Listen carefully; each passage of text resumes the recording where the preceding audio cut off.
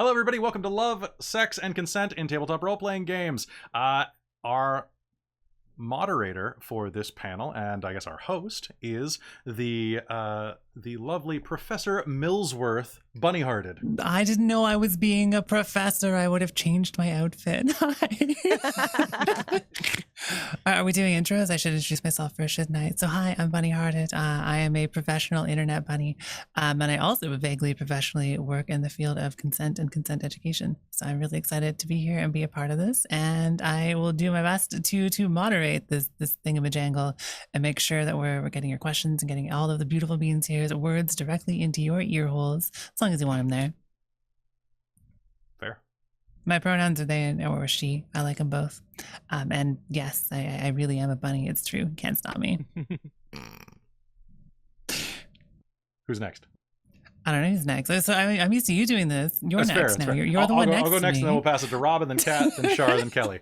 All right, so hi, everybody. I'm Kelly. This is my channel. I am normally the one in the hot seat. It's nice to not be sitting there because it's very warm. I have gone through a few consent training seminars and things like that in the past, but my big claim to fame for this panel is that I love love, and I think that tabletop role-playing games and role-playing romance is a fundamental part of the experience for a fulfilling game for me personally, and I try to put that in as often as people want it, which is the point. That is me. You see in him, and I'm gonna throw it over to Robin. Nope, this way. Sorry, yeah, I caught it from the wrong side. I never know which way to dab. Oh, and hello, Raid. Good to see you. Hello, Raid. Yes, hello everyone. I'm Robin. I use she, her, or they, them pronouns, and I have had no formal consent training. But I, like Kelly, enjoy a romance in my. Oh, they're nice. Oh, you're nice. I am classical, well, not classically, but I've known to be characters that are kind of flirts or like to have love, so I enjoy a good romance in my role-playing experiences. That could be taken a different way, but so long as it's consensual. Yeah, so but I'm gonna be basically taking I'm gonna be watching the chat a lot. I'm gonna be asking questions of myself and also transferring your guys' questions from the Twitch chat to our Zoom call chat. So if you want to @SecondGenGamer, I will see your questions and be able to let our panel have a look at them as well. Awesome. Thank you so much for taking the lead on watching chat too. That's really sweet of you. All right, down to Kat. Hey everyone, I'm Kat, or Captain Starbun. I am mostly also a bunny, but tonight I've shed the bunny ears for some cat ears. But I use she, her pronouns. I don't actually have any formal consent training either, but I do thoroughly enjoy playing very flirty, loving, usually fairly overtly sexual characters. Nice. All right, Shar. Hi everyone, I'm Charlene Bear. I go by Char. My pronouns are she, they. I'm the DM of Tabletop Titties, which is a queer and feminist TTRPG show on Twitch. And I'm also the fundraising coordinator for Wave of Rape Crisis Center. So I do a lot of work with consent and sexuality. And I'm so jazzed to be back at Dork Tales Expo again. If you find any sort of value from this panel, please give a donation to Dork Tales. They're such a sweet program, and they need your assistance right now. If you don't have $5, you can always share on social media. That helps just as much. You're good at this. It's almost like you do it thanks, Char. Oh no, it's such a pleasure to have you here. Alternate Kelly. No, I can't follow that up. Hello, my name's Kelly Wright. I'm the right Kelly. My pronouns are they, them. And I'm a storyteller at on Tabletop Titties for our Vampire the Masquerade stream. We use consent forms all the time, and I've been playing a campaign with my mom for the last 2 years, so I'm an expert in not involving sex in campaigns. But it is something that I have always been interested in involving in campaigns, but also understand that, it's not my place to force it on people to RP that when they're not comfortable. So, that's why I'm here, to talk about that stuff. I'm a forever GM, and these are the things I have to think about all the time. Fair. Awesome. Well, wonderful. Do we have any leading questions we want to start with, or do we just want to talk about how we conceptualize consent at the table? What is love? Baby, don't hurt me. Hurt me. No more. Hurt me. See, the problem is that we're all a bunch of dorks, too. Absolutely. Conveniently on a whole channel dedicated to being a bunch of dorks. I will say that I feel consent around the tabletop makes the game better and more fun and more interesting and more engaging, and allows people to participate more fully and enthusiastically. And I think it's rad as heck. And I think it's a fantastic way to not only make sure folks at your table are more comfortable, but to make a better game, to be honest. What do y'all think? We can do hand raising if we want. I can do my best to follow hand raising, or you can just say stuff. Stuff. Stuff. Stuff is good. I like stuff. Stuff is good. I mean, for me, consent, I know that this panel is definitely focused on more the romance aspect of consent, but when we're, for example, with Tabletop Titties, we have consent forms that we use for every game we play, regardless of if it'll have romance or not. And it's just, it gives you the parameters to have that free spirit within the safety that will make everyone comfortable, which for me, like whether you're playing a horror game or you're going to be doing like a dating sim, regardless, having those guidelines is what will allow you and the rest of your table to have the best amount of fun possible, with that safety in mind. Mm-hmm. Absolutely. Are these forms that you made for your own group, or are you using other forms you found somewhere out there in the wide world? We created them. They're on tabletoptitties.com/resources. We're updating them all the time. Last season, actually, we had something that in our finale, a player's agency was sort of taken away from them by one of I forget the exact spell, but it was a D&D game. Thorn of Crowns? Yeah. Crown of Thorns. Crown of Thorns Yeah. was used on a PC. Mm-hmm. And then our episodes are only 2 hours long, and that player basically lost out to battle for about like an hour and a half of the 2 hours. And so after that session, we had a whole debrief about that. And now that's also on our consent form as well, like magical items, how comfortable you are with giving away that agency, and if so, for how long. So now we have, like, for us, our table, we have a 2-round cap. Nice. I think that makes a lot of sense. Yeah. And that's a really important conversation to have too, right? Because another player might go, oh my gosh, I want to be a villain. Bring me in. I'll use my roles to beat up my friends. Let's go. But you don't know unless you ask, right? Exactly. Mm-hmm. Mm-hmm. So, Anyway, do you mind if I ask a question? So I'm gonna. absolutely. Now, to get us rolling, I think that one of the questions that should be addressed right off the bat is, you see a lot of people talk about things like consent, right? Consent or love and sex or anything like that, but particularly consent. And a lot of people who've been playing role-playing games for like a very long time think, well, why do you need it? What is the benefit of this, all right? So coming from the devil's advocate perspective, why do we need this? What is the benefit? Shouldn't we already be good with everything? I mean, you know the argument I'm making right now, that it's a bad argument. Yeah. That's made in bad faith. But I mean, I think there's a couple potential arguments in there, but sort of the idea that, well, we already have a social contract where it's the DM's responsibility and it'll be fine. You agreed to be at the table, so you should trust your friends not to do things that are weird or that you don't like. Don't worry about it. I've heard that one before. Yeah. Mm-hmm. Is that if you need to have these conversations, do you really trust your friends? And it's like, yes, that's why I'm having this conversation with them. I trust them to treat me gently and with kindness and care. Excuse you. That's the point of this conversation is it's about trust. Yeah, it's a major red flag when you even bring up the idea of consent and then your DM kind of freaks out or other people at the table freak out, because even if you have been playing with people for years, you may have accidentally avoided something that was a trigger for them, or there might be new triggers for them. And it's something that, like, even with your closest friends, they might be hiding something from you for their own safety. And bringing that up, I also think it's good to point to, like, we do consent forms anonymously. Only the DM knows who's filling out the consent forms, and then we create like a compiled list of things to avoid.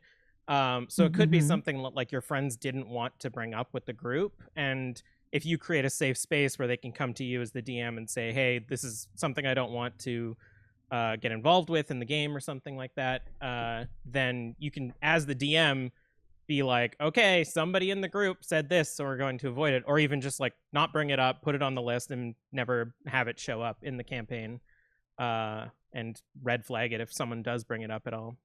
I think that's a really good approach. And Robin, I see your 2 fingers up.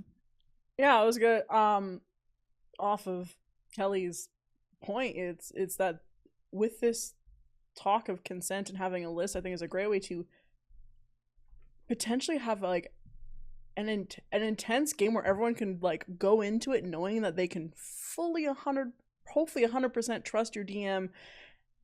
You've given them the information that they need to create maybe an even more intense game than without having this conversation, is you can know where you can kind of be able to go with your story. Like, for example, Kat will probably agree with me on this, is that we had a horror themed game run by Dork Tales Kelly, and we talked about what we wanted and what we couldn't have, and Kelly was able to give some absolutely horrendous descriptions at the end, but because we knew that Kel.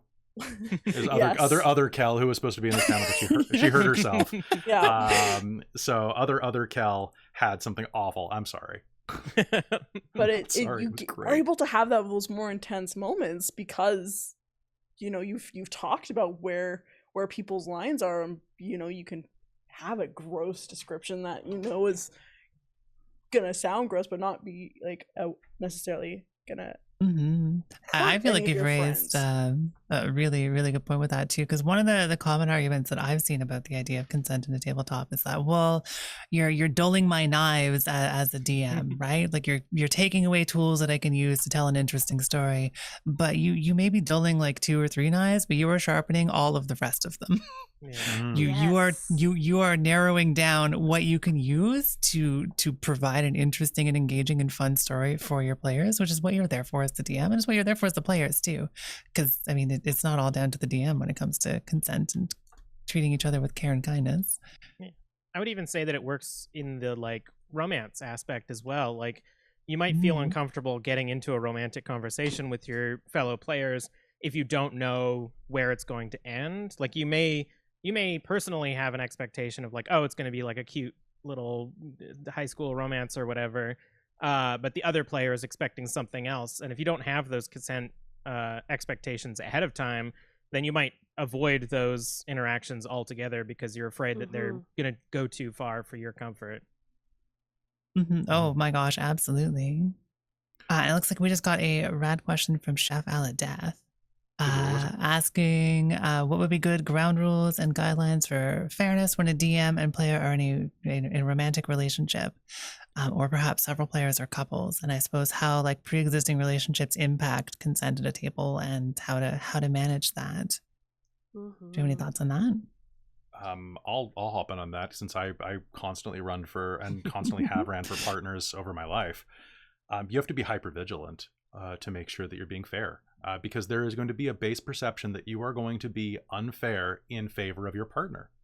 A lot of the time, there is going to be a lot of perception that you are going to make things easier on them, or that you are going to bring baggage into the game, or that you are going to want to be coupley in game, or that you are going to bring a fight into game. Or I mean, I have actually had games where when I was in a relationship that had a lot more volatility to it, we would get into a fight during like hell in the middle of the game. Like you would break into a fight because something would happen or something would get referenced and someone would go off, and it's uncomfortable, and you have to be present about that, and you have to know that these are things there. I honestly think that I err on the opposite side a lot of the time, and am harsher toward my partners in games as a way of not showing favoritism, which is really difficult because it looks like I'm not, because you know who rolls very, very well, Yes. very well all the time, and it looks like I'm not. I just can't kill her. I try.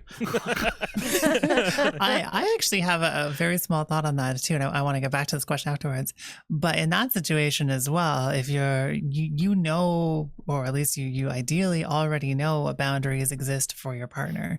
You already know what knives to dull and what knives to sharpen to tell a story for them. And I think that actually you're predisposed to tell a story that's going to be really quite destructive to their character, but potentially very fun for them because you know them well enough. You've probably already had conversations about consent with them and what they like. Yeah, with partners, I mean, we have a home game where Callie's the DM, and Biscuit Pitter Patter found the love of his life, Henry the Batling, and it was fantastic to play with. But we were, as they said earlier, playing with Callie's mom, so it definitely had those sorts of it was very hand-holdy, fade to black. I think I lost my virginity, or Biscuit lost his virginity in a session, but we didn't go into the detail. It was just the door closed and we all blushed and it was fun. You know? It was very cutesy indie summer movie romance.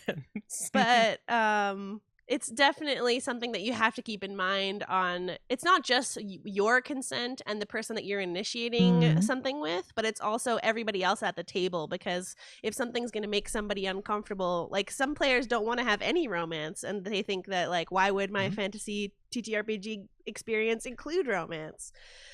Which isn't how I feel, but that is, a lot of people do feel that way. And if you're at a table with someone like that, then that's something to consider. And you don't want to be shoving romance down people's throats, even if it's not them or their character involved in it, but other members of the party too. So definitely keep it in mind.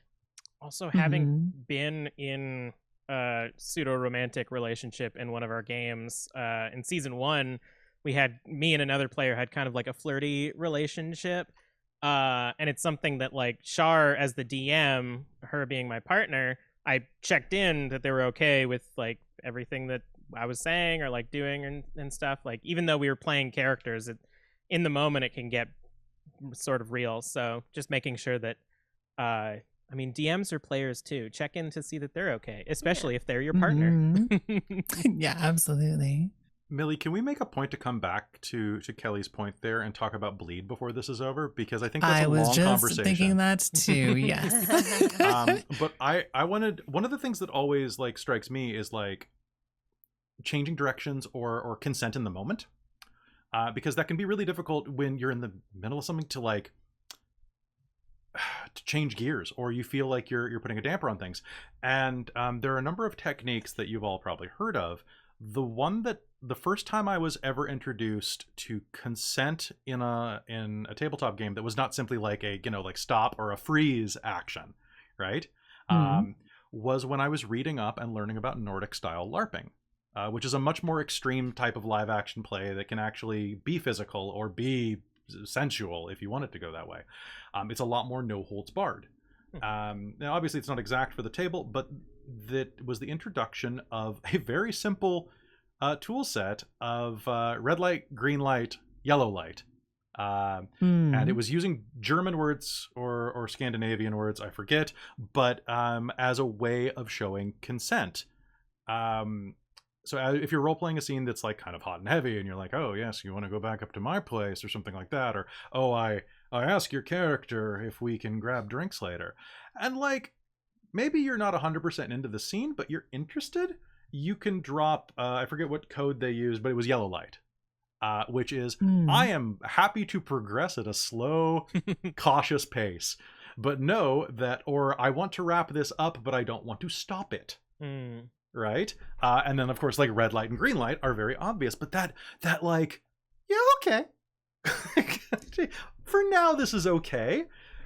Check-in is great because it was something that you can say, and it was like I said, it was some European dialect for a single yellow light, but you could drop it in half a heartbeat. It was break. It was break. It was brecht. Oh, I remember this. I remember talking about this when we were doing black box games. Yep, we were doing all the black box theater games, and we used that because we had a bunch of games that were just parties and people getting not really drunk, but drunk, and acting like they were drunk. And it was like, yeah, if someone says break, that means like pump your brakes. We're like, this is starting to get my anxiety up, type of thing. Mm-hmm. And I think we should talk about tools at some point as well, because I have a resource to share. I suspect that Char has a resource to share. And I think we probably have a whole bunch of things that we should share for the folks, because there's tons of tools and techniques for this. One of which I'll talk about with an upcoming question. But. The link for the Tabletop Titties resources page in the chat earlier. I can refresh that up as well. Oh, amazing. Do we feel like we want to about the partners and romantic relationships that are pre-existing? Is there more that we want to cover on that topic? Can I add 2 quick things? I mean, I don't see why not. Do what you want.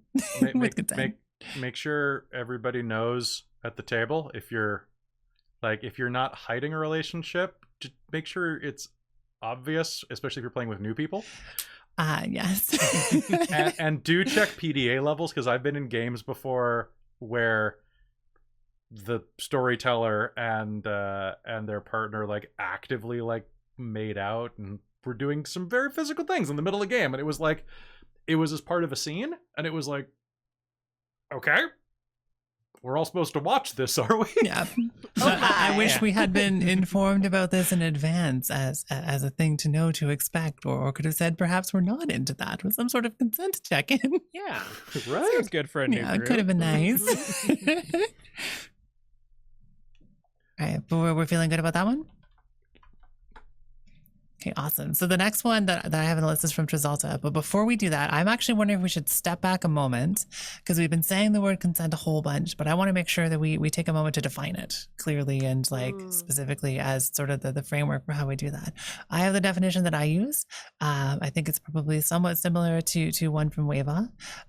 So I shorthand it to an ongoing enthusiastic yes between equals, because that implies that, it can change, that you have to check in regularly. So if you ever consent check in at the start of your 74 session campaign, and at session 68 it turns out something is different, you probably should continue to talk about this stuff, because people's life circumstances change over time.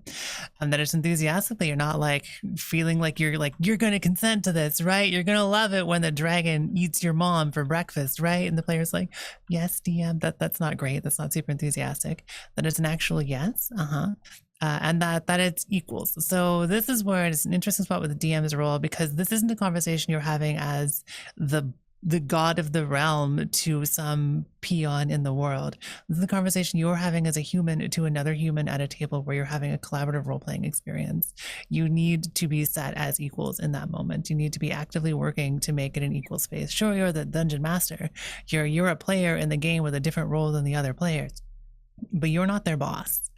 And you need to make sure you're framing conversation of consent that way, and that also brings in that it includes you. You need to consent to things too, and that may be another piece to talk about more too. Does anyone else have a different definition of consent, or that they want to extend this one?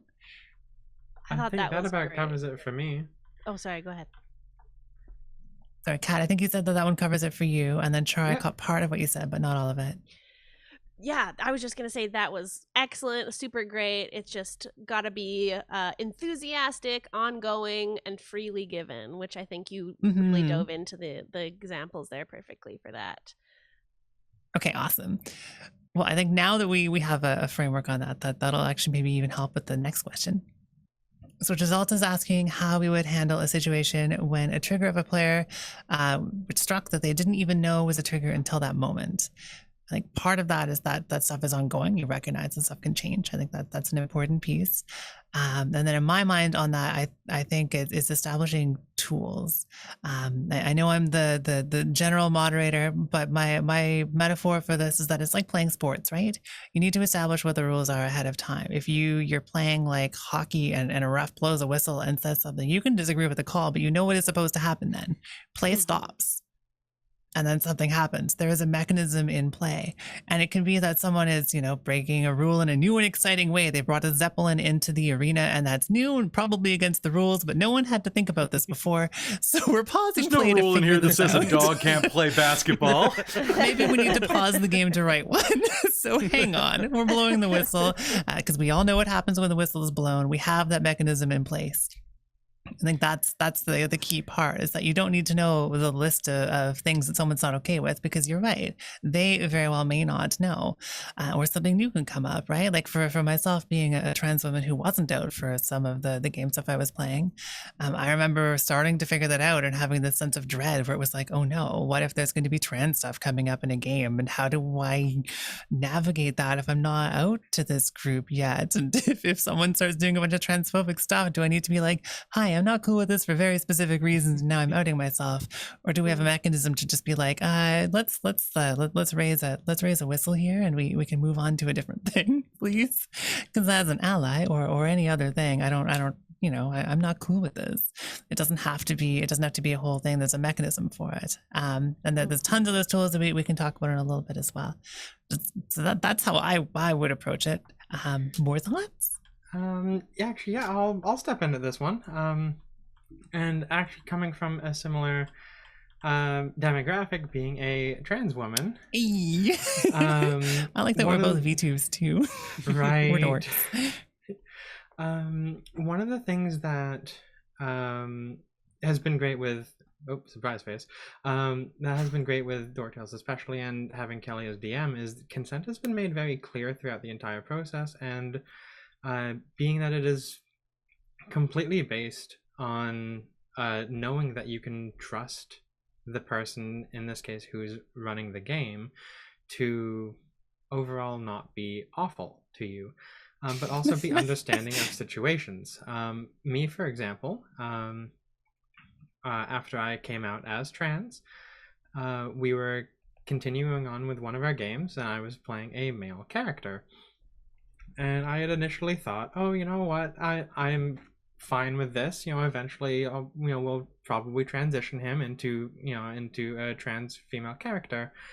But I think I want to take it slow. And Kelly had been talking to me about what I wanted to do the entire time, and I kind of said that to that effect, like, let's see how it goes. I think I'm going to be okay doing this, and I think I'm going to keep, be comfortable with it. And we hopped back into game. And after about half a session of game and playing my male character, realizing how uncomfortable it made me to play that character, even though I still, I love the character. Playing a male character just made me so uncomfortable, and I hadn't really said anything during the stream, but during break, Kelly and I kind of got talking about it a bit more, and just based off of half a session of being really supremely uncomfortable with it, and a quick check-in to see how I was doing with it, we made the decision, you know what, let's expedite this transition.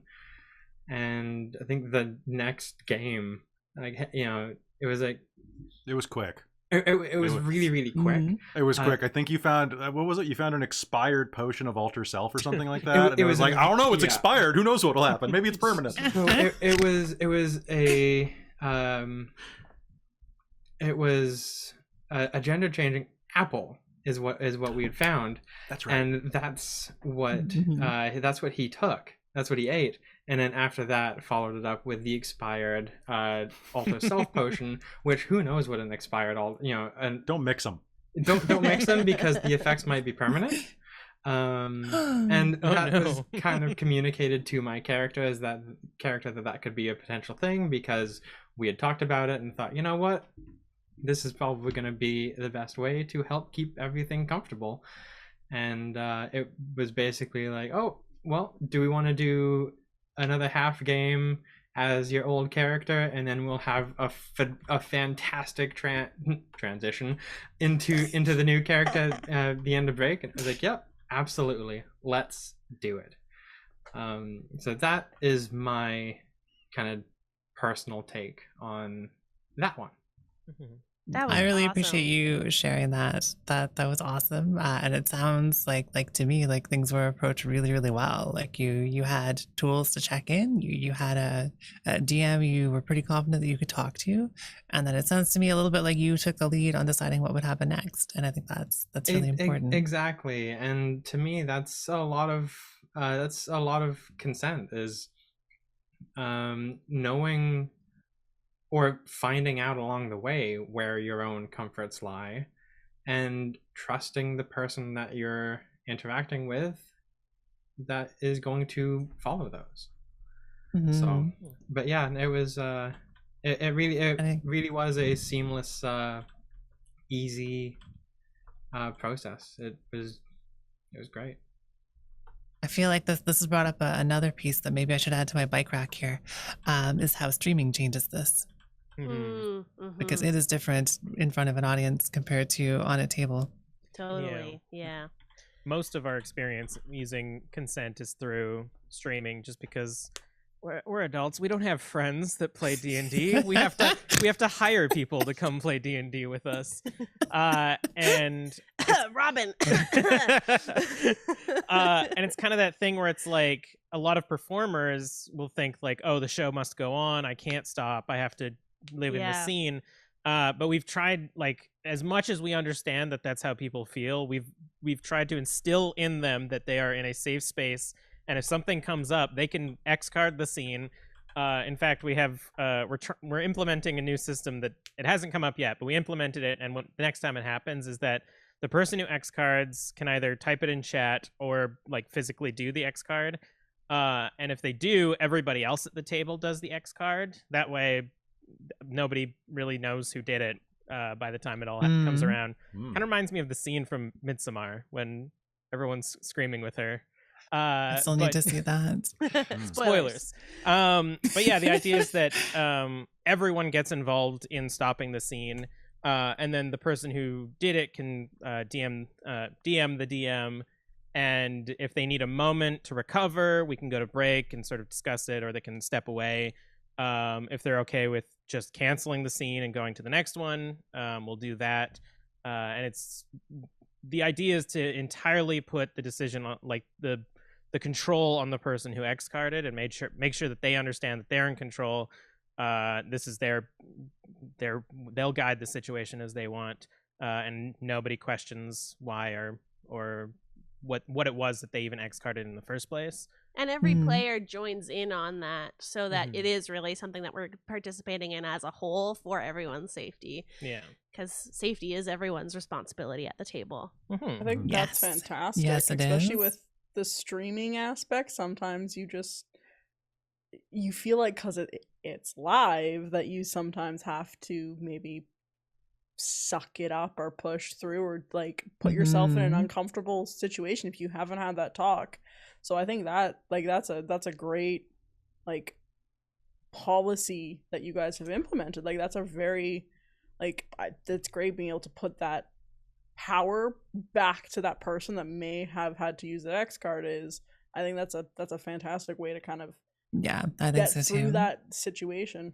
Yeah, because it's like we're not rehearsing. Like, if this was a play or something and something came up, it could be addressed in rehearsal. If it's on a film set, like you have, like, I'm sure there's probably people there. There's people. Yeah, there's Multiple people. takes, you know. Yeah. Mhm. But in Give us something like this, like, most of us aren't writers, so we're not coming up with good things to say. And if we say something that triggers someone, it's like, it's not like, cancel it, stop, everything's fine, move on. And like, it needs to be safe because it's not pre-rehearsed, I think. Yeah, absolutely. Yeah. Oh my gosh, of course. And I think, like, Robin, part of what you were bringing on too is that the social contract is so different in a stream.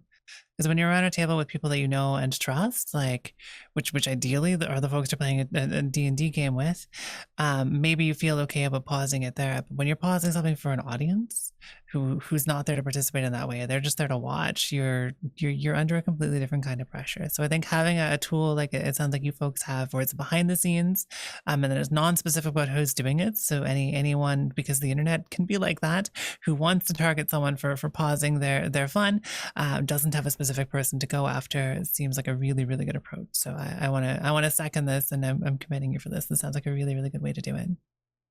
Can I ask 2 quick questions? It's more like setting something up, but like, do you mind, Millie? I mean, So not at all. one thing that I strongly suggest, I guess the first thing is just a solid suggestion, is that if you're running scenes that involve sexuality, love, anything like that,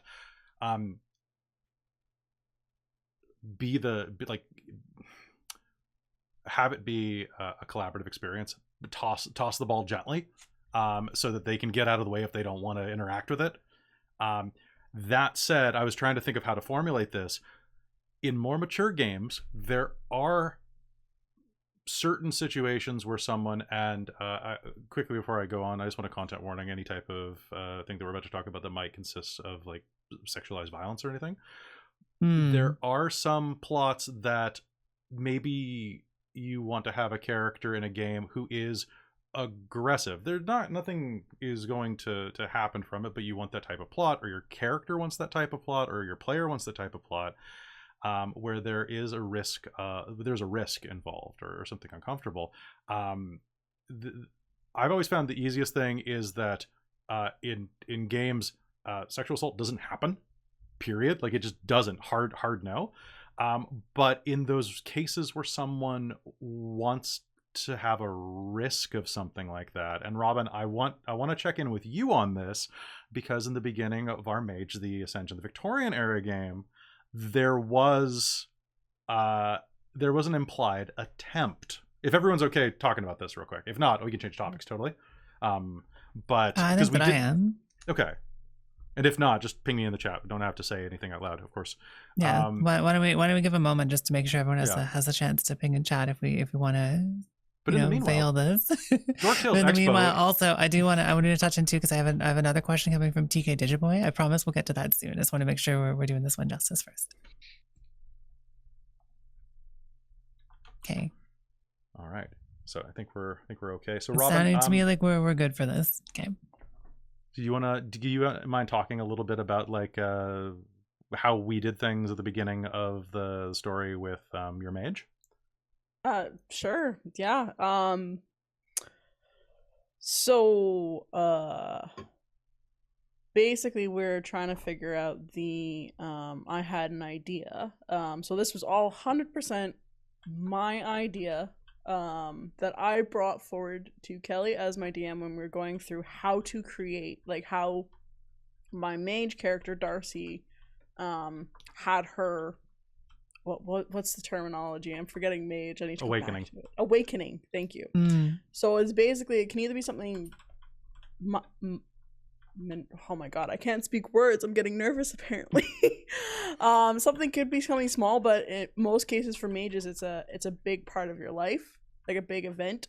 And so for Darcy, I had the idea of a potential incident happening with her like betrothed husband that she has not yet married.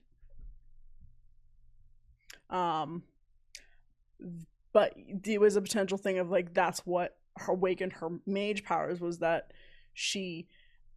this was a risk factor, and then suddenly she gets her magic powers and lightnings the shit and burns him to a crisp.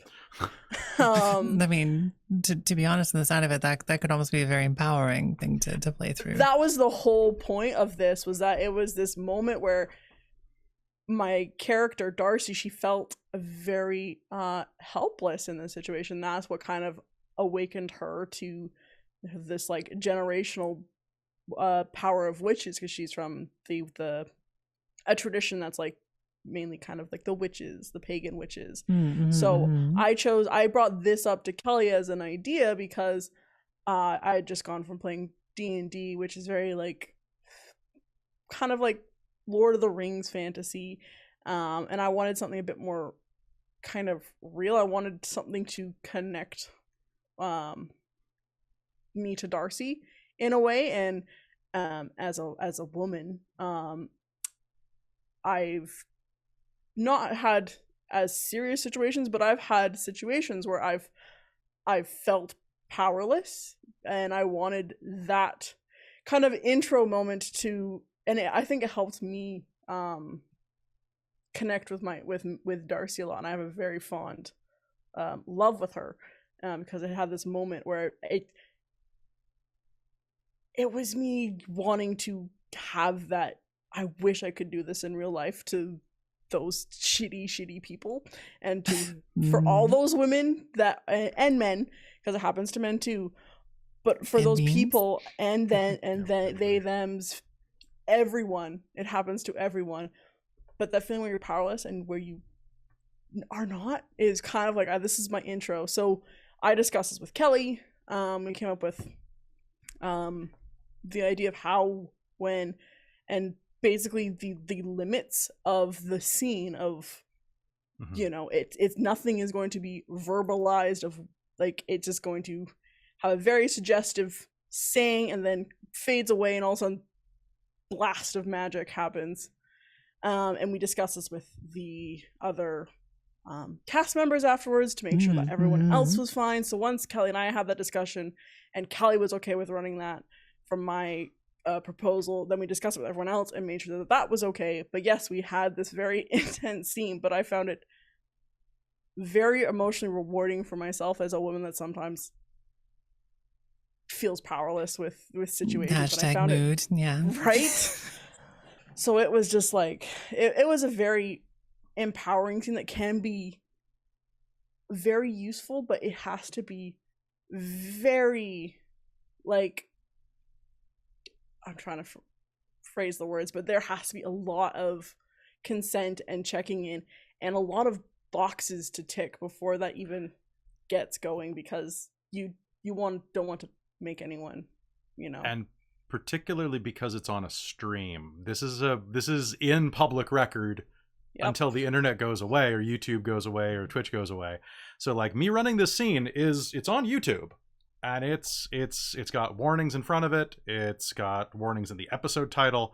It's really like, as like, as a storyteller and as a man, like, it was very much like, how do I run this on stream? I don't really like, it's not that I didn't want to run it, but I don't want to run it wrong, because if you run that wrong, and I think the question about streaming earlier, I think streaming keeps you honest, or you don't stream, because it's really easy to mess up. Oh, thanks so much, Soul. It's really easy to mess something like this up, and then you either learn from your mistakes quick, or you're not. I think transparency is really important. I think even like discussing about like the process that went into it is probably super helpful, I hope. And that sounds to me like a really, really good, big, like a really fantastic process for it. There were a lot of points to check in. You checked in with the other players. You checked in with the DM. It wasn't just like a secret plan that was sprung on anyone. It feels to me like y'all did a really, really good job of this. And one thing that I think is important to point out, because I've had a couple conversations with folks about this not even too long ago. Weirdly, I've talked about this in the last couple of weeks. But the consent of the player is different from the consent of the character. The character is not real. They're an aspect of a story that's being told collectively by the people at the table.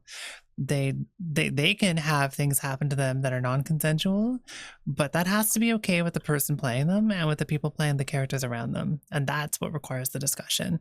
And I know for some folks, when talking about consent when it comes to the tabletop, it's like, well, my character's always going to win, or this person's character is always going to win because they're not going to consent to losing or violence or anything like that. And it's like, well, that's probably not the case, because it sounds like a deeply boring story. They probably want their character to go on like a hero's journey and have interesting struggles, and maybe terrible things happen to them, but not specific terrible things, or maybe these kind of specific terrible things. Discuss that with the player, but know that the character doesn't get to consent because they're not real. It's also, go ahead. I was gonna say, it's also one of those things too where it's like a lot of DMs are worried about like spoiling their story, and I think especially with this discussion, that's bullshit. If you know that something in your story is potentially triggering, but everyone at the table, like someone at the table wants it to happen, then everybody at the table should know it's going to happen. Your story isn't strong enough that this one thing is, or if your story isn't strong enough that this one thing ruins the entire story, then like maybe think about your story. But you If it shouldn't dies, it dies. you shouldn't compromise people's safety for your story and like preventing spoilers. And I think that also applies to the viewers as well.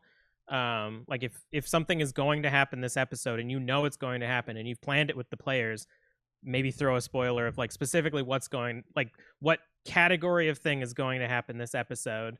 Every episode of our shows we do like this episode may contain, and then have a list of things that we think might happen. Especially for vampire, we have like cannibalism and mind control and stuff, and then general vampiric things. But then occasionally there's like something else that I know will come up, and I will full on spoil the scene if I need to, just to make sure that everybody is safe. Well, in games like this, like you're not even spoiling it, because like the experience is in the moment, right? It's not in the foreknowledge. It's in like the vocalizations, the looks, the actions that people take inside of that framework. So like these people who say that like, oh, it spoils it, the argument's invalid. That's not why you're watching the game. Especially with the roles. I've said before, like I've had an episode, I'm like, loss of agency, and then I used the spell that I knew would cause that, and they rolled well enough that it didn't happen. But I still feel like having warned people that was a potential is important. Oh, when people sit down to play Russian roulette, they know there might be a bullet involved, right? Like it's well, they have to know what game they're playing. Yeah. And to be honest, I feel like if you're the storyteller and to you it's really important that the story is a surprise to the players, a surprise to the audience, even if it's traumatizing, write a book. D&D is a collaborative game. Yeah. You can tell your own story yourself, and then people can choose to read it. You can put content warnings at the beginning of that story because you may already have a whole idea of where it's going to go. But don't run that. You're running something with people, not at people.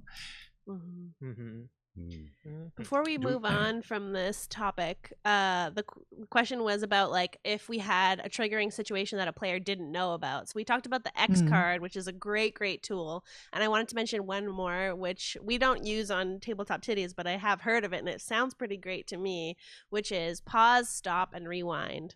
So if a triggering situation comes up, a player can say pause or stop. Pause means like let's have a chat as a table about this before we continue going or decide to rewind. Stop means like I need to have a hard stop if we're streaming, go on break or whatever, like take time away from the table and then discuss it later. And rewind means that you actually rewind the scene so you can go back in time to the point. We're all playing make-believe. Like nothing is set in stone. We're not Moses. So you can just, rewind up until the point where everyone feels comfortable again, and then start the scene over and take a different direction with it that everyone feels comfortable with. So I just wanted to give that other resource as something that people can try if folks have new triggers that they weren't aware of at the time. And don't feel compelled, like you don't have to explain why it's getting to you. Like if someone says, you know what, I can't deal with dad stuff today. Why? What's wrong with your dad? Or you don't get asked that question. Yeah. Like after game, maybe you can check in, like but not like that. Not in the moment. Not in front of an entire table of people. Not in front of the entire internet. Don't do it. It's a reflexive move, but it's kind of jerky. Yeah. I've had X cards played on like super happy scenes, and you don't know why, but that's not for you to know. That's just as the storyteller or a game master or DM to just pivot and go. Like that's what you're there for. Well, and on a similar note, it's not important for anybody to know. Like nobody needs to know why X makes this person uncomfortable. It's just the fact that it does. And we've all been in those situations where someone has been asked to explain why they don't like something, and then, or why something is troubling or triggering or anything like that. And then somebody, the person goes, well, that's a dumb reason. It's like that. It's like, no, you don't get to determine why that bothers them. We're running a game that has starts with a very carnival setting. And we have a player that has a phobia that is the token phobia that everyone makes fun of. Think about carnivals. You figure out which one it is. It's not a phobia of ducks, but that was brought up before game. Guess what? the carnival just didn't have those things at it, or didn't get mentioned. I think it came up accidentally once because it was in a block text, and I forgot to cross it out in the book. And it was just, I almost threw up. It was awful. It wasn't me, but I felt so bad. I was like, oh, I graffitied the hell out of my book and everything. But like, just you don't ask, even if it's something like. And I had YouTube comments about it. They're like, oh, why'd you change this? And I'm like, none of your business. Because I did. Because I don't like them. Okay. Yeah. I'm the DM. Yep. I'm the DM. I'm God. Although I had the worst moment about that the other day that I'll talk during, like, when we talk about gender in a couple days. But I'm looking forward to that one. We're gonna have fun. Me too. Remind me about Wild Beyond the Witchlight and this one character in it, because Wizards of the Coast needs to do better, I think. That's also a hashtag mood. Wizards of the Coast doing Whoa. The short of it is, I had a YouTube comment that was like, hey, why'd you make this character a woman? They're like non-binary. And I was like, what? So I scour the book and I'm like, really? The only way I would be able to tell is the pronoun use. They don't mention anything. They don't, like, I'm not saying you have to signpost, but as someone who writes for games, I use neutral gendered language regularly. And if that's the only signpost, like, do better, Wizards. Come on, man. Anyway, sorry. I feel like frustrated. Did the I feel like we're going on a tangent, but didn't the most recent Critical Role book actually have their pronouns instead of their gender? It wasn't like female human fighter, it was like human fighter they them or something like that. Oh, maybe. That book is impossible to get in Canada, but we got one. Did you get one? Did you pay? It was expensive the shipping? Import. Oh, man. I will say that my final point on this thing is that while you shouldn't check what it was that triggered someone or for them to define it, I will say that, like, part of your aftercare should be to check that they're okay. Check in that, like, whatever it was, you don't need to know, but just make sure that they're okay. Make sure that you're doing anything that you can to ensure that they're okay, and ask if there's anything you can do in the future to make sure that the situation doesn't come up again. Oftentimes it'll be like, it'll just be like situational, but it's nice to make sure that people have okay at your table and leave in a good mood. Yeah, I think that makes a lot of sense. So how do we feel about this topic? Are we ready to scoot on to the next question? Let's do it. What's the next question? I think it was about what happens if you, I guess, sort of discover that you're not super into the character that you're playing. What a good approach is to bringing that up and mitigating that. Unfortunately, for whatever reason, Zoom will not allow me to interact with it, so I can't scroll up to read the question. Do not perceive it. My Zoom window is frozen. Digiboy. If you dislike the character you originally chose to play, how should you bring that up to the DM? Do you just continue with the character and wait it out, or is it all right to create a whole new character? I mean, as a DM in home games, if you don't like your character, you can change it. I barely will like the next game, you're the new character. There we go. Let's go move forward. Yeah, literally, if you're playing with somebody that that you trust, a conversation about it is really all that's needed. Take my instance, for example. It was a conversation about comfort on a specific character, and the next game we changed it. If you're not comfortable with something, you don't have to cater to other people while you're being uncomfortable. I mean, I think that's part of the ongoing part too, right? Like you did agree to tell this story, and perchance you're no longer that into it in this way, and that can come down to the characters you're playing, right? I think that this is actually a pretty common thing that happens. I know I was chatting with someone recently who talked about trying to get their character killed. Because they wanted to play a different character, so they just started doing ridiculous stuff, like just in game trying to die horribly in a dungeon because they felt that was their only outlet. I'm like, you could just like go live on a farm and bring in a new character, right? But yeah. There is a fantastic question in the chat right now from Paradox Talks. Oh, I know we story? should also talk a little bit more about the other concept of this too, because I do feel like we talked, hopefully we have a bit of a framework for consent. We talked a little bit about tools, which we should talk more about, but I want to make sure that we have time to talk about like, you know, love and sex and tabletop gaming. And how the heck do you do that? Can't. I suck at doing this. I can't do. Oh, there we go. I did it. A What are you trying to heart. do? Is that what Oh, are you that doing a is? little Twisting heart it poorly. combo? Oh, I see. I see just now. cheat. I just keep thinking it's the tiniest violin. No, it's supposed to be Or a you're heart. Oh, I ordering did it. pasta. It's a heart. I can't move my No, but the character's six. hands. We'll imagine you're doing it right. That's okay. Exactly. Her head is vaguely shaped like a heart. So Yes. hey, it's Blackwater D&D. Good to see you folks. I am also really liking this question. So if are we feeling good to move on to Paradox's question, and then maybe on to love and doing it? Okay. Yeah. Doing it. It's all lots of head nods. Brilliant. So as storytellers in the White Wolf / Paradox games, do you find it best at times to tell a player that this isn't the system for them? Kind of like the depths that the Changeling, the Lost can go, as an example. Which for those unfamiliar is a system that is deeply about abusive relationships and trauma. Yep.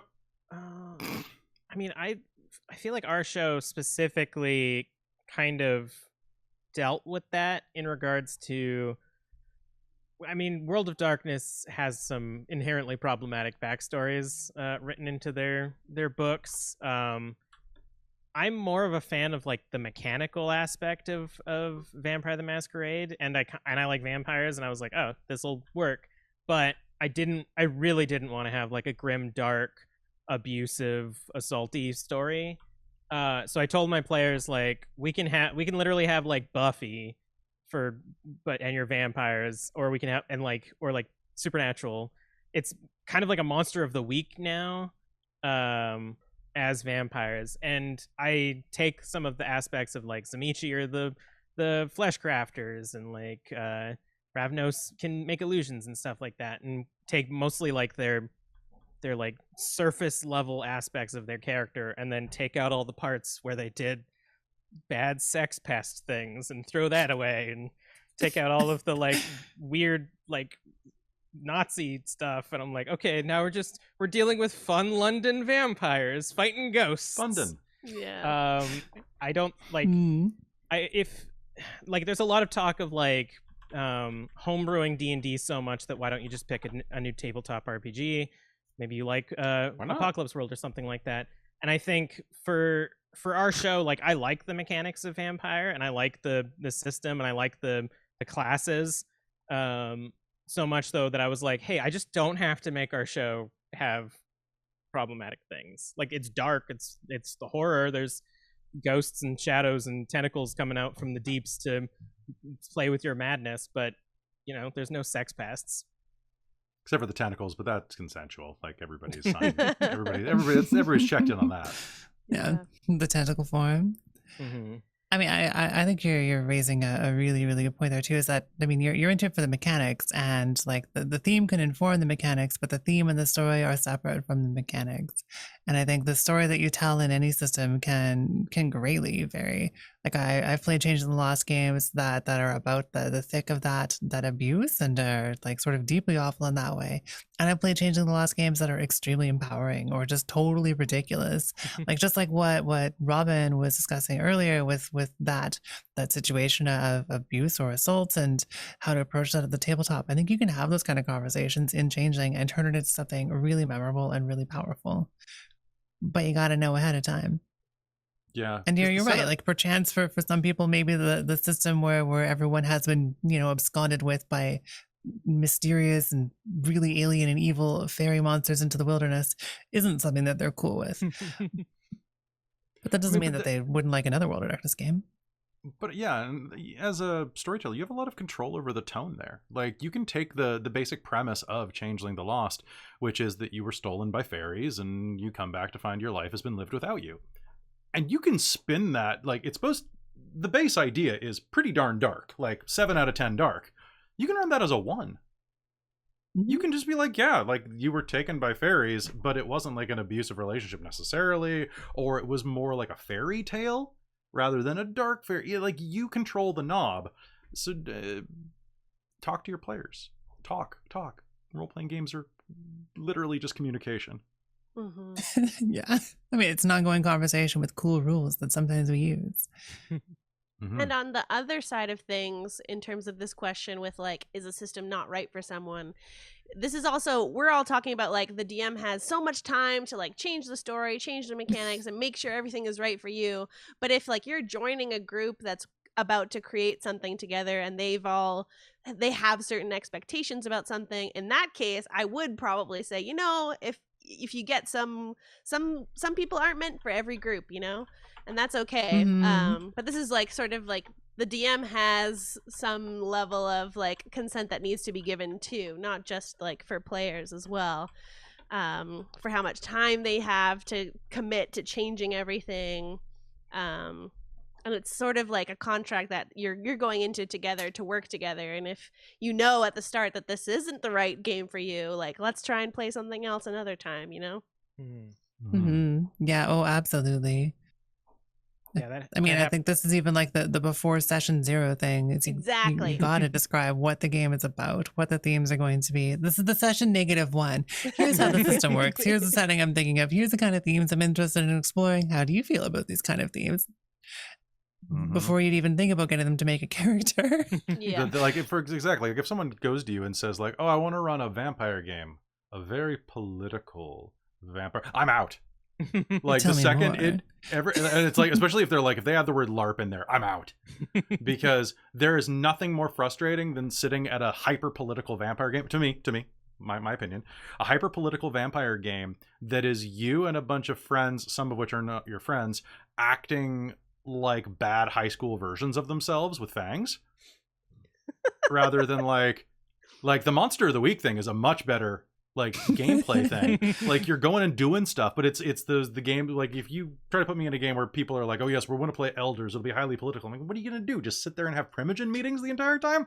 What if I wanted to go watch like a board meeting? I'm pretty sure I can go on YouTube and find one. You're like watching all the slow parts of a Batman movie. Like, come on, man. I, however, 2000% want to roleplay a Tremere board meeting. Let's I do would Yeah, do it, but like, you want to once. run it like what we do in the shadows, and I'm in. Well, yes, of course. We need to invest in blood. Did you really name your company I had Blood a- Industries? Yes, that's what it's for. I had a thought. I've lost it. The train has left the station. It's gone, possibly forever. Maybe it will return on another track later. We'll find out. You want to talk about sex, baby? Ooh, sure, we Want to talk about probably some should. ooh-woos? I mean, I think it can be for a lot of folks a really like important and impactful part of a story, and for others not. I will say tread carefully. This is one of the biggest spots where I think consent is really important in a tabletop. How do y'all feel about sex and doing it in tabletop games? In tabletop games. I was like, I'm a fan. In tabletop games, I think it's great so long as you're cognizant of everybody's on board and that you're cognizant of bleed. Absolutely. Y'all know what that term means? Everybody's on board with that? I think we Let's should define explain it. it just in case. Yeah. Say, let's Mhm. define it for the audience if they don't know. Is that me or is that someone else? I mean, you brought it up. It's on you Yeah, now. go for sucker. it. Okay, so I bleed. mean, otherwise basically. it's -2 hit points a turn, right? That's fair. Okay, so there are a lot of ways to describe bleed. In the less violent sense, think about it like you ever spill like ink on fabric and see the way that it kind of just like bleeds through and stains what's underneath. Think about it that way. It's a little less perhaps violent that way. But it's when you feel something, you either bring emotions to a game or you take emotions from a game is the really quick way. Something happens and like you had a really bad day at work, so you show up at game and you are an asshole to everybody because you didn't get to yell at your boss after they yelled at you for an hour, and so you're in a horrible mood. Alternatively, someone does something crappy to you in a game, or maybe they get the magic item and your character gets killed and you're mad at them afterwards. And you know that you shouldn't be, but you are, because we're human and our brains suck. they're really cat's bouncing. So I can't see your face, cat, but I can see like Yeah, the bounce laughter too. I mean, I think one particularly complicated part of bleed is like emotional investment in another character. Like if you're playing 2 player characters who are romantically involved, and managing that and ensuring that there are boundaries and that everything is sorted and figured out can be a really challenging thing to do sometimes. And it can lead to a lot of stuff. Let me just put it this way: in my games, Are you counting all the relationships that have I'm started? counting all the within your lives? marriages that have come from my games. Let's see. Hold on. Wow, Married, this is impressive. married. I've had 3 marriages result from my LARPs. Okay, Nice. maybe more, and then countless relationships and flings. Right, and it's like, shit. Bleed exists. Absolutely, it does. Mm. It can break up relationships. It can make situations awkward. How do you stop it? Well, and I guess one thing about it too is that I feel like, despite the name, it's not necessarily bad. Like you're exploring it, an emotional aspect of each other, and maybe you're like, oh wow, hey, it turns out this person's actually pretty cool. Maybe I want to get to know them a little bit more out of game. But it's important to recognize that stuff and be familiar with it, right? It can be very, very destructive, or it can lead to a marriage, apparently, or maybe 3. Damn. All I can Right? say, damn. It's- Matchmaker. Yeah, seriously. Apparently. Well, and it's gotten more. Yeah, anyway. It's Does also anyone have like- any ideas on like tools or techniques or approaches to mitigate bleed, or at least to ensure it's like, Communication. planned Yeah. for? Communication. Yeah, communication, absolutely. Yeah, communication and trust are big ones. Like I think if you don't trust the people at your table, then there's no saving it, because you're not going to communicate well with them. You're going to assume that everything is against you, and it's just, there's no fixing that. So I think the step before you even start playing is everyone needs to trust each other, and you need to keep consistently trusting each other. You need to keep working on the tools necessary to build the trust amongst groups, which is fundamentally a social thing. It's not even to do with tabletop RPGs. You should probably trust your friend group. And if you trust them, then hopefully the bleed is mitigated, or you can recover from it pretty quickly. We've definitely had situations where there's been negative bleed and we also didn't trust the person, and then it just sort of like steamrolled. So much to the point that you're like sort of being gaslit into thinking like, am I upset about what happened in game, or am I upset at the person? And it just becomes this incredibly toxic relationship of like, not only am I not having fun in game and it makes me feel bad, but then also even just talking to the person I'm playing with is now making me feel bad. And disseminating those two things is sometimes hard, but also if you trust the person, disseminating them is less hard. And that's where it goes back to what we were talking about at the start of this whole thing, which is like all the safety tools that you put in place so that you have strategies to deal with this as a group and as an individual. Because it's, again, safety is everyone's responsibility.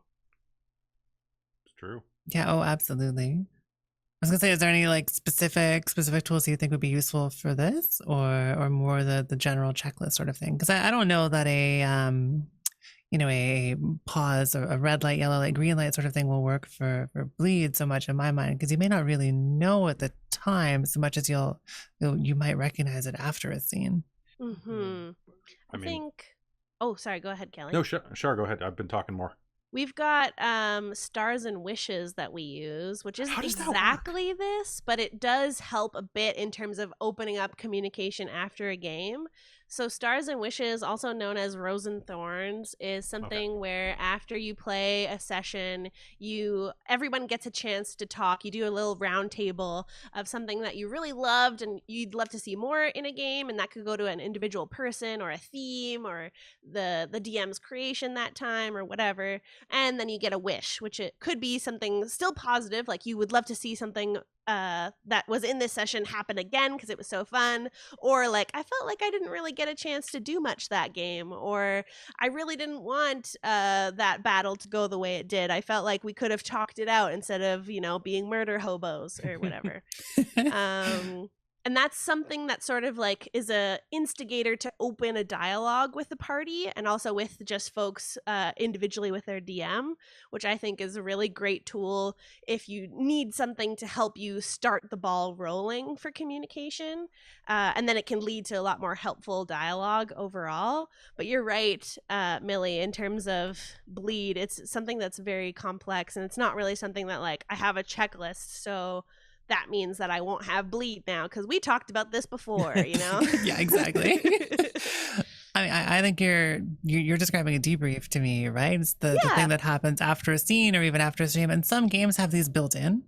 Not many of them, but some of the LARP systems and even some of the black box LARP systems do. Yep, But I think having something that you do as a structure that you do at the end of every game to talk about the stuff is such an important way to nip it in the bud if there's something that's happening. Because if you're really upset about something happening in game because you feel like your character's role in the story isn't going, you're the healer, but now the fighter can heal.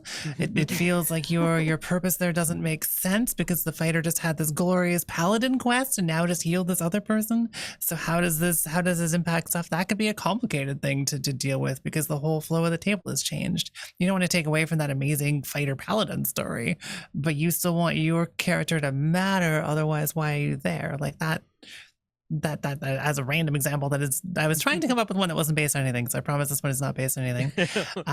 That's something that I could really see like eating at someone if they don't have a chance to talk about it and don't feel comfortable talking about it and saying, hey, this is so cool, that's a star, and I wish that my character had a purpose, or I wish that my character had more that they could do, or I wish that we had something similar, or just the room to share and the comfort to share. I think is really, really important. I don't know. Bleeds a tangle. Yeah. The best debrief. Sorry, go ahead.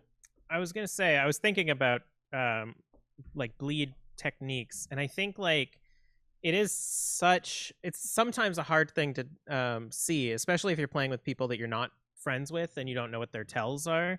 But I mean, like at a table when you're not streaming, I don't think there should ever be any sort of inability to just like check in. Like if you can tell that someone's having an issue or like something's going wrong, like even if you're in the middle of stabbing the dragon in the heart and you just rolled a nat 20, like the DM should be able to like be like, all right, hold up, how's everyone doing? Like, do we need to take a break? Or like, hey, so and so, I noticed that like you're crying and shaking right now, are you okay? And like at the core of it, I think most issues with like bleed are solved primarily through like social solvers. Like as long as you are being social or you being communicative, like that will solve it. Just be a person and talk to your people and make sure everyone's playing the same game and feeling good.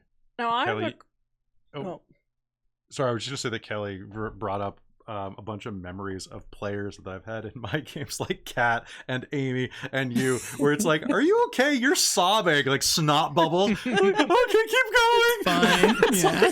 Keep going. I'm okay. Yeah. Okay. Absolutely, though. Yeah, like that's an example of why the check-in's important too. Not like, taking over and going, general oh, this person constantly. is crying, we're going to end the scene, but allowing them to take control because, they may be totally fine. Yeah. Hurt me more.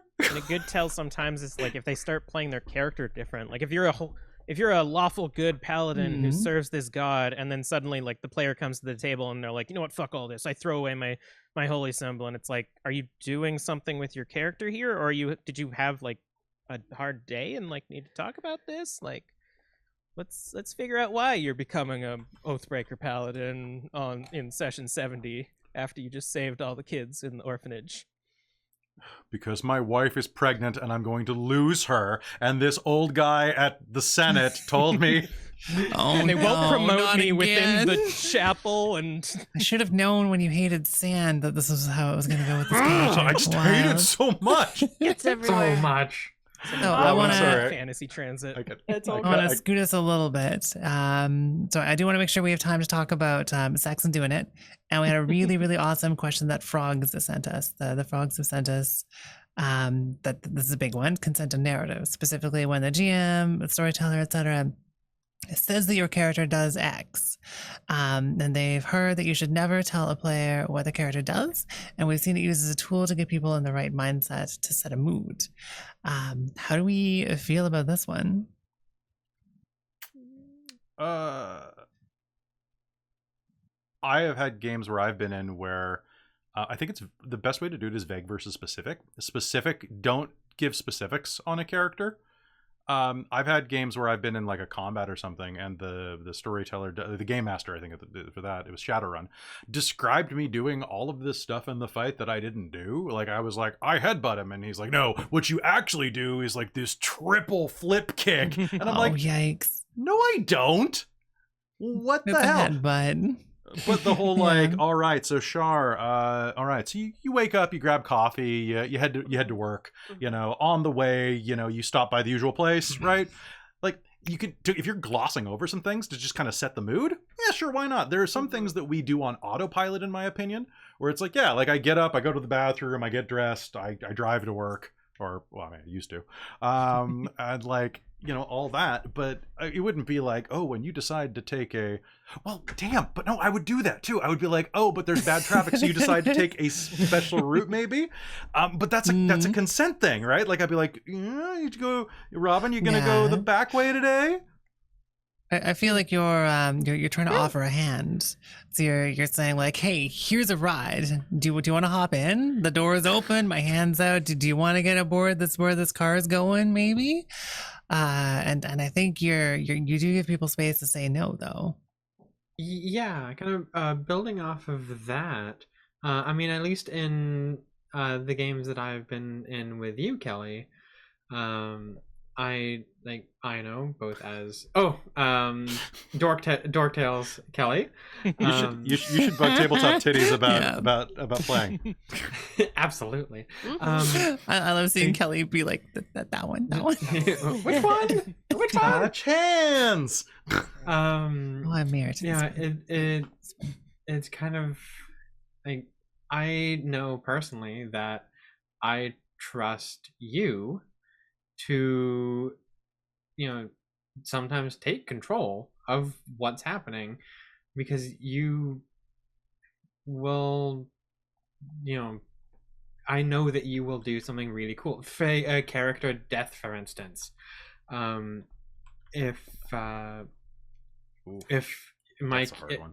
yeah, like if, you know, I know if my character rolls really poorly on their death saves and perma-dies because they got slammed into a bulkhead of a ship, I know that, you know, at the end of the day, that happened actually in a that game. did actually happen. That what you have planned is going to be cool enough, and I know that if I'm not okay with what's happening, you will respect that.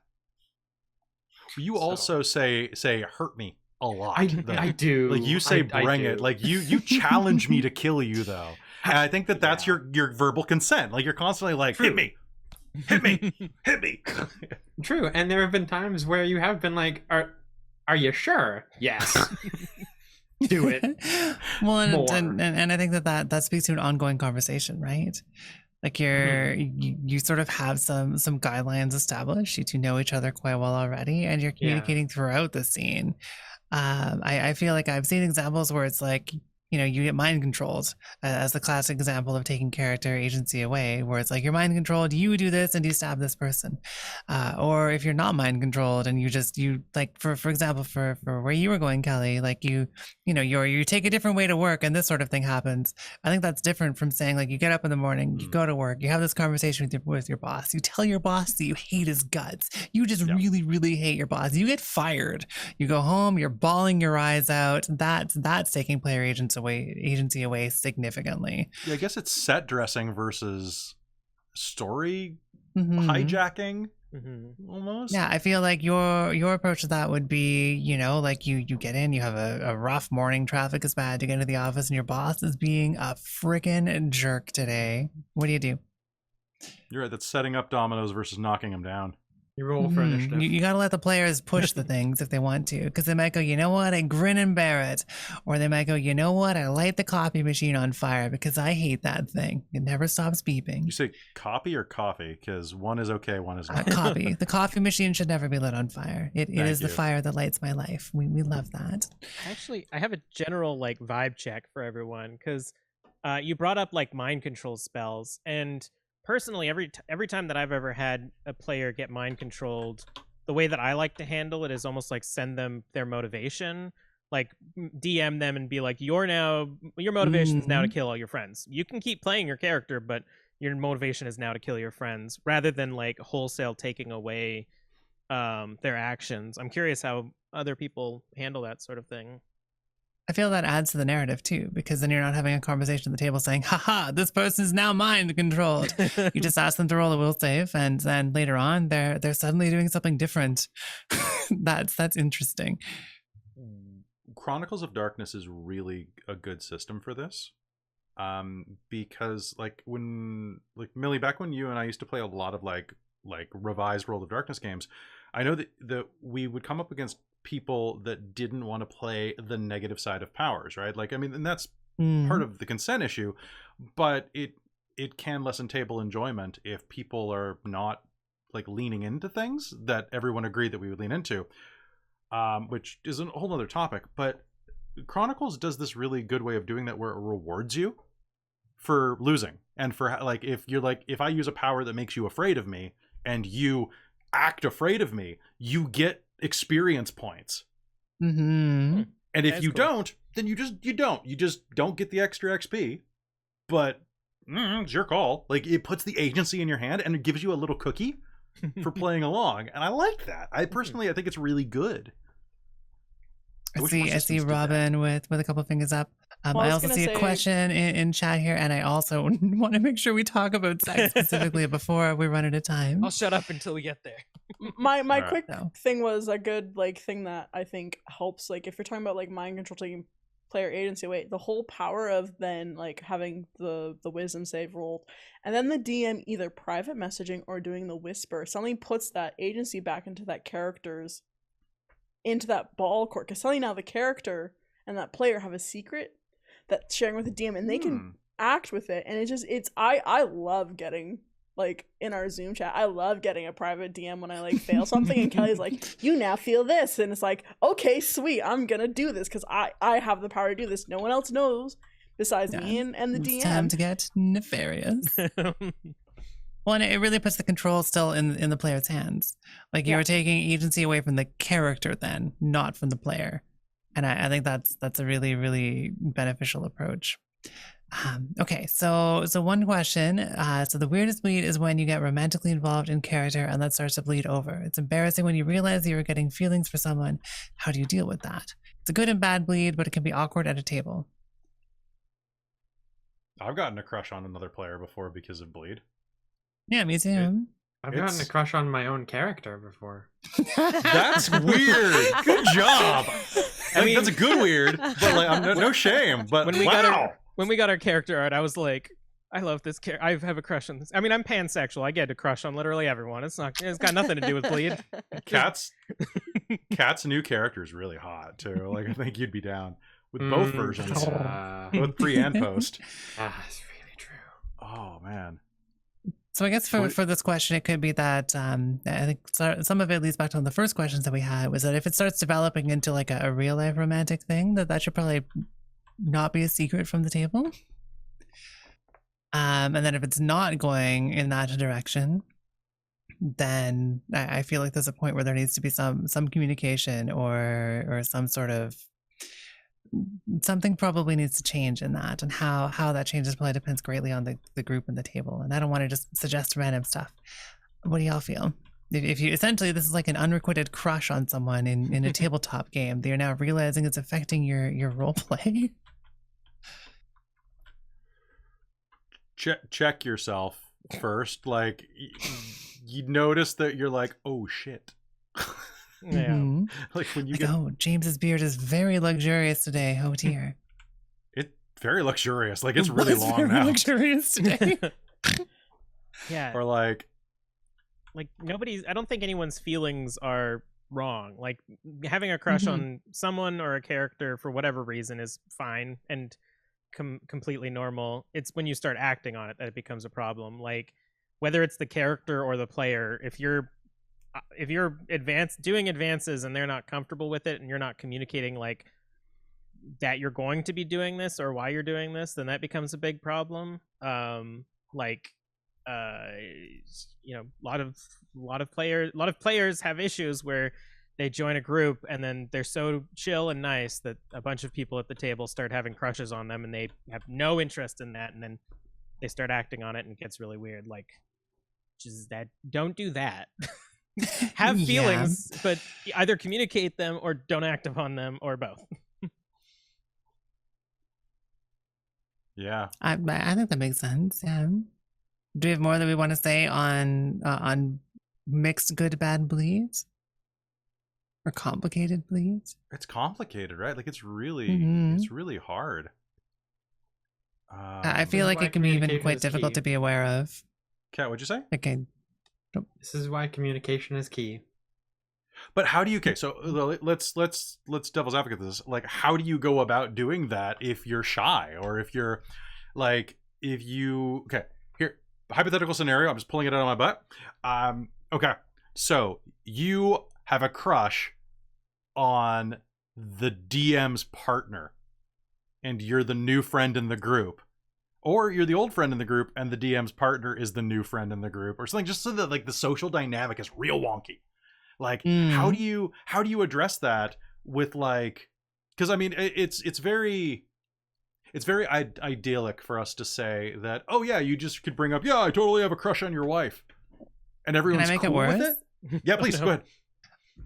You are playing a tabletop role-playing game, so let's bring it back into that. So you're the DM's, partner comes in and starts playing a character, and your characters are romantically involved, and you realize you have a crush on the DM's partner.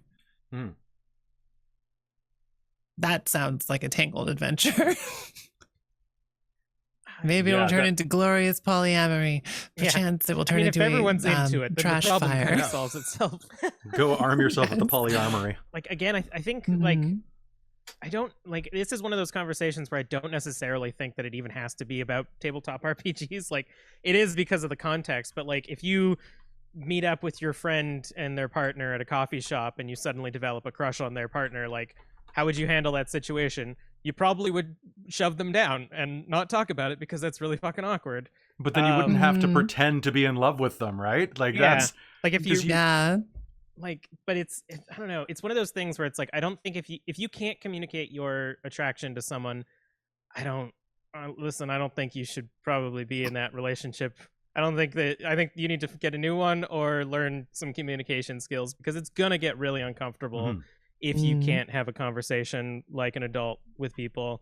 And that's sort of where you get into like really skeevy tabletop RPG people that use their power in the game because they have a crush on someone and turn on them if they don't reciprocate. Like, there's something that's not related to tabletop RPGs here that you need to deal with. Buying I think you're right. magic items. That's always You want a holy avenger, huh? Ooh. I feel like one approach for this could be to use the tools that we talked about earlier. I think you don't need to explain why. I think you can just put a pause or even veil descriptions of that in character romance if you need to. I think you can just say, you know what? It's cool, it's happening. I need to take a break from role playing this at the table. And you don't need to explain that. I don't think you have to have the conversation that's like, yo, I have the biggest crush on your wife. I want to smooch the heck out of her. And I love I was just trying to set that up the I'm married question. to her awesome werewolf. I think you can take a break without having to have that conversation. But that conversation may be a good idea, depending on how things go. I don't know. It's a very, very complicated position to be in. And I think there's a lot of specifics on it. Also, speaking of specifics, we have like 10 minutes to talk about 10 minutes. Let's talk about sex. Let's talk about doing it. I don't know if that's enough time. 10 minutes? We could do it twice. No. But I had to set you up for that one.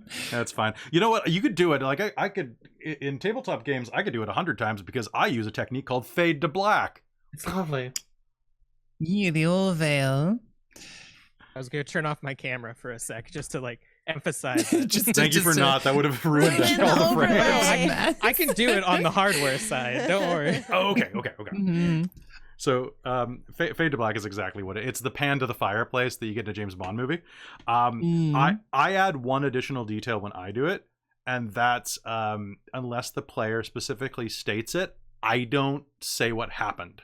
So, like, if I do a Fade to Black, Amy's in the chat right now. Amy, I've done it with you a ton. The phrasing. We have done this a ton of times in game, where because your character in Shards and Urn has, in theory, gotten more sex than anyone else combined, like all the other cast combined. But I don't actually know if anything happened. You just go into rooms, we fade to black, and I'm like, you know what? If you want to tell me you got laid, you will. If you want it to come up, it'll come up. Except for Jarund. I think Jarund was confirmed. Phrasing. I think that was a confirmed body count. True. But also, I feel in some ways this is like the crux where all of the tools and stuff come together on it, right? Like this is one of the most important spots to make sure that you're using the stuff that we talked about, that you're having the ongoing piece of communication, and that you're recognizing that the DM is a player too. Because maybe they don't want to run your raunchy doing it scene with the cool, sexy dragon because you're a bard and that's how things go. Maybe they want to fade to black, and you got to accept that too. Even if you're like really into it, you can write fanfic. That's what AO3's for. Yeah. how about some do's and don'ts? Don't roll for pregnancy. Oh God. If it's Oh. don't. I feel like my character's being called out on this, and I was nothing to do with me. Do not I force just went with it. do not force your players to roll for pregnancy unless they say it's okay. I mean, I unfortunately Yes. read that whole, what was that really bad homebrew thing that one guy made a while ago. Yeah, that was hard to get through, and Which it was I don't think super I'm familiar. it was just like a whole bunch of rules that this chud had made about like, I mean, I put all of these mechanics into sex and STDs and pregnancy and stuff like that, and it was childish. It was very bad. Ugh. Speaking of Yikes. which, of childish, don't roll for inane things necessarily. Like, you know, he takes off his pants. One sec, let me roll a d12 to see something real quick. Because I did that jokingly a little while ago because it was some carryover joke from probably when I was mentally a juvenile, which is like last month. But one of my players brought it up after game, was like, I didn't like that, and I was like, I thought about it, and I'm like, you're right, that is a real piece of shit thing to do. Now that because it came off like in my head it was jokey, but on analysis, that's putting a lot of intrinsic societal weight on something that doesn't actually matter. Mhm. And also, what am I gonna do? Like, if it's like a super cool NPC and I roll a 1, do I re-roll and cheat? Like, what do I need that for this character? It was just one of those. So I stopped doing it. I actually edited it out of the YouTube cut. I'm like, you know what? This is stupid. Thank you for calling me out on this. Yeah, Because- not your favorite adventure. It wasn't. I And will like, say, doing a random throwback to just as an amusing memory. So way back, slightly before I started playing tabletop games with you and other beings, there was a person I was romantically involved with who was trying to convince me to play. And one of the ways that they described things happening was rolling for size of bits, and it convinced me not to play, and I had to be talked into it significantly afterwards because I thought that was just the weirdest thing. Was That it was this- like was this like, who I like a think it is? really, yeah, absolutely. Okay. I think I know the game that they were talking Yeah. about. I know what game. Yeah, so that was my first like description of tabletop role playing, was that it's really fun. We do all of this stuff. Our characters do these things. We even roll for this size. And I was like, no, thank you. Excuse you. No, I'm not into this. This sounds really weird and boring. Also, so I rolling just for remembered sex can that. be Thanks for weird. that memory. You're Yeah, welcome. It's such an intimate Yeah. RP moment for players that's one of those things where it's like, don't throw a roll into that one. It's the same of like if you have a moment where your player deals with their father for the first time, or like something that's really intimate, like just kind of step back for a moment and let the role play happen and not the rolling happen. Kelly, your character's dealing with do a their charisma father. save not to cry. I'm going to need a sleight of hand Constitution roll to hug your father. I stab him. Yes, you shouldn't have botched. You roll should have used your initiative. inspiration. You should have used your inspiration. Grapes. It's God, it's so ridiculous. Also, let's be And be honest. mindful of your party. Like, again, if Yeah. you're having an RP moment and the rest of your party's just kind of sitting there awkwardly at the table, not necessarily comfortable with this, read the room a bit if you can. Go watch that Community episode with Dungeons and Dragons, and when they're doing like the miming of the sex scene, and watch faces. It's like that at the table, but it's not funny. Not for the same Right. reasons. Grapes. Yeah. I mean, and I think that's somewhere just to reinforce the tools can be used by anyone, right? You don't need to be in the active scene to use a tool. Like I like lines and veils because they're easy for me to think of. As the line is like we're stopping, we're changing, we're pausing, we're rewinding, we're doing something there. Or a veil is the okay, this continues, but we're not looking at it. This is the fade to black. And I think it's important for other players to know, you're at a vampire LARP where this stuff happens because it's a vampire LARP and two players are smooching down and getting raunchy dirty with it. And you're like, yeah, I want this scene to be done with. This fades to black. Even though you're not in it, you want the game to continue and you're not comfortable. I think it needs to be okay for you to do that. Mhm. And for those in the scene to feel like that's not ruining their fun. They can write fan fiction. That's happened before. Yeah, sorry. True. As I said, the only recent time that we've had sex in a game was during the home game with my mom, and Shar and I. It was mostly just like us flirting because our characters, like I was playing an NPC that was slightly similar to me, and she's playing a character that is similar to her, and we're just flirting for a little bit, and then I'm like, and then it fades to black. Flirting is like so much fun. Flirting is I the love best flirting. part Flirting's about the sex in best. role-playing games. It Because really it's- is. It's sparring, right? It's just it's constant yes and for Mhm. like improv. It's so good. Oh, maybe I should take you back to my place. Maybe you should, but you need a better suit. Which actually that brings up a bit of an interesting point for me, for one of my characters specifically, in that she has never actually really had an interaction like that yet as her. So I'm kind of curious how that's gonna go when she gets a fade to black. How she's gonna find that. Also, who she's gonna fade to black with. Trust me, I have thought long and It's a hard mystery. about Aeson's sex life. So have I. Grapes. No, right. because there was an implied romantic situation with another character, and it's like, oh, well, how does this work? Because like there's an entire like gender thing, and like is the original character like are they het? Are they like pan? Are they like what's going? A lot of thinking. Exactly. Complicated adventure. Speaking of Yep. complicated adventures, I think we're almost out of time. Do we have time to do a little outro to maybe even like say a little bit about how we're feeling? Any last thoughts we want to get out there, and who the heck we are for one last go? Absolutely. Is there any last stuff we want to make sure we do? Maybe does it work to do that as part of a round where we can do like the one last thought we want to make sure it gets out there onto the interwebs before we escape, and then talk about who the heck we are? I want to go last this time. Who wants to go first? The thing that I hope everybody watching takes away from today is that consent doesn't ruin anyone's fun at the table. It helps you have more fun at the table. So yeah, that's me. Awesome. Am I saying and who where are to you? find Where me? can we Okay. find you? I'm Char, Charlene Bear on Twitter. I'm the DM of Tabletop Titties. Follow us there. We're on every Tuesday and Wednesday night on Twitch. And I was so grateful to be here. Thank you so much to Kelly and all of the Dork Tales team for having me. This has been a blast. Always a fan of Dork Tales Expo. I hope that you get lots of donations throughout the whole weekend. Thank you very much. Nom. All right, I'm going to continue in a circly direction that I see in Zoom. So, Kat, are you cool with me next? I am. For closing thoughts, it's just remember to be mindful of who you are, what you want, and what you're comfortable with. And don't let yourself try not to let yourself get pushed into something that you don't want to do just to make other people comfortable. You know, you are you. Don't forget to be awesome.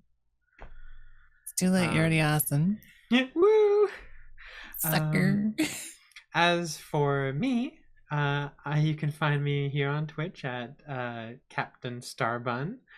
I like to try and be on every Tuesday, Friday, and Sunday, playing a mix of Overwatch, Flight Simulator, and Elite Dangerous.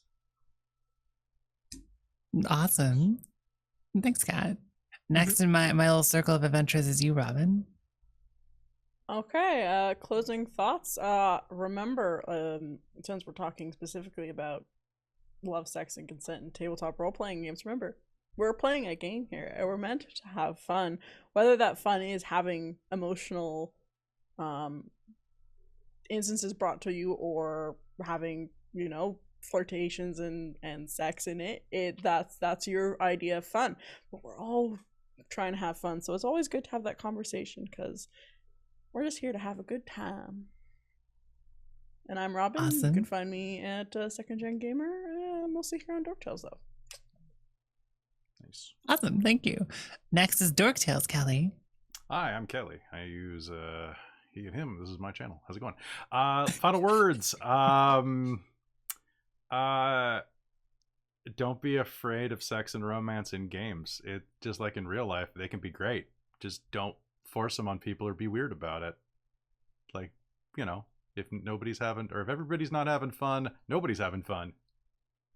That's what I got. Everybody or nobody? Everybody or that makes nobody. sense. I think that's the correct order. Let me make sure. Nobody or ever. Either way. Yeah, no. Non-Dork Tales, Kelly. That's me. Hello, my name's Kelly. I use they them pronouns, and you can follow me on Twitter at the Mindright. Oh boy.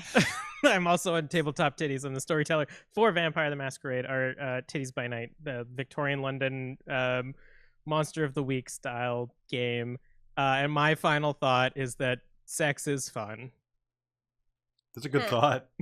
That's a pretty good thought. Everyone else said like smart things. Hashtag mood. I agree. Mm-hmm. All right. I'm next to my own list, aren't I? Final thoughts. I guess it's important to remember the GM is a player too. Putting all of the consent stuff on your GM means that they're spinning 1001 plates now, not just running the game, but also trying to keep an eye on how everyone is feeling. And I think the best approach is to distribute this to make sure that everyone is checking in about consent and that everyone as a group is responsible for consent and comfort in a role-playing setting. I am Professor Millingsworth IV and/or Bunny-Hearted. I'm a cozy campy VTuber. You can find me at twitch.tv/bunnyhearted, like all the time. And I love you all. Thank you for being here. Thank you for having me. This is really, really lovely. Glad to have you. All right, so folks, we're going to take a quick break. Then we're going to be back with grief and death, potentially with taxes, with the lovely folks over at Blackwater D&D. So be sure to come back. That'll be at the hour. We're going to take a quick break to maybe put something on our face and reset the frames. Thank you so much for being here, you two. Really appreciate it, and for all of you being here. Thanks, all of you. And we'll see you Take soon. care, y'all. Bye. Bye. Bye.